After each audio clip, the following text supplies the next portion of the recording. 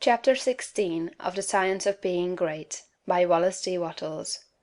This recording is in the public domain. Some further explanations. We go back here to the matter of the point of view, for, besides being vitally important, it is the one that is likely to give the student the most trouble. We have been trained, partly by mistaken religious teachers, to look upon the world as being like a wrecked ship, storm-driven upon a rocky coast. Utter destruction is inevitable at the end, and the most that can be done is to rescue, perhaps, a few of the crew.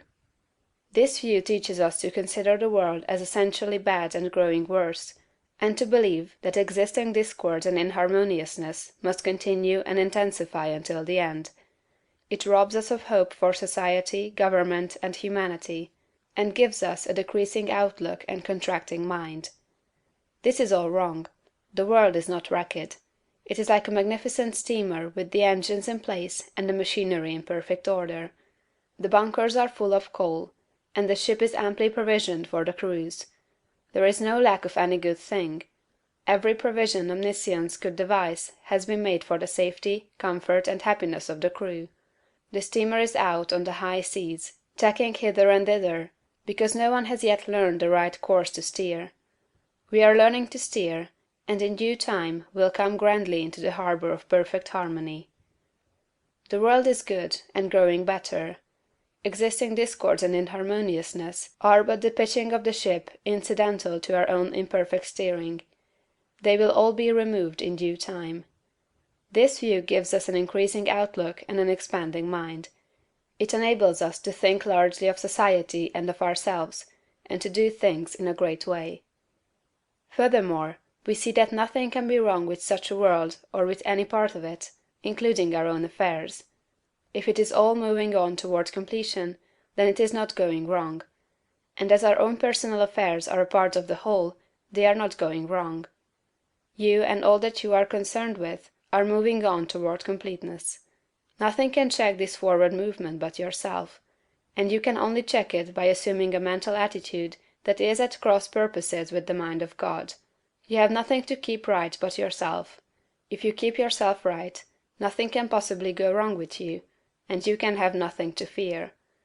No business or other disaster can come upon you if your personal attitude is right, for you are a part of that which is increasing and advancing, and you must increase and advance with it. Moreover, your thought form will be mostly shaped according to your viewpoint of the cosmos.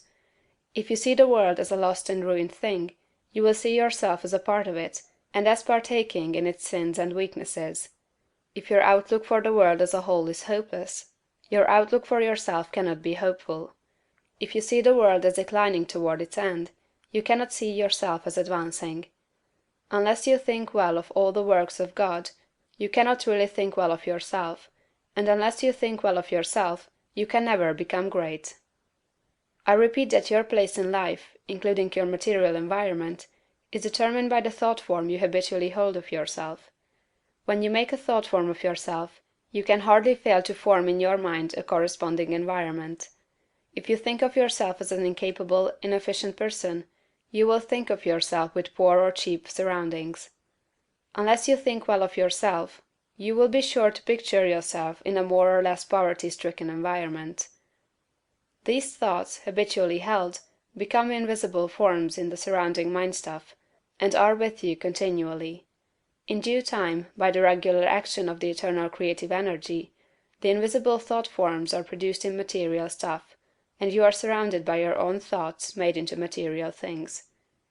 See nature as a great living and advancing presence, and see human society in exactly the same way. It is all one, coming from one source, and it is all good. You yourself are made of the same stuff as God.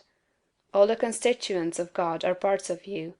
Every power that God has is a constituent of man. You can move forward as you see God doing. You have within yourself the source of every power. End of chapter 16.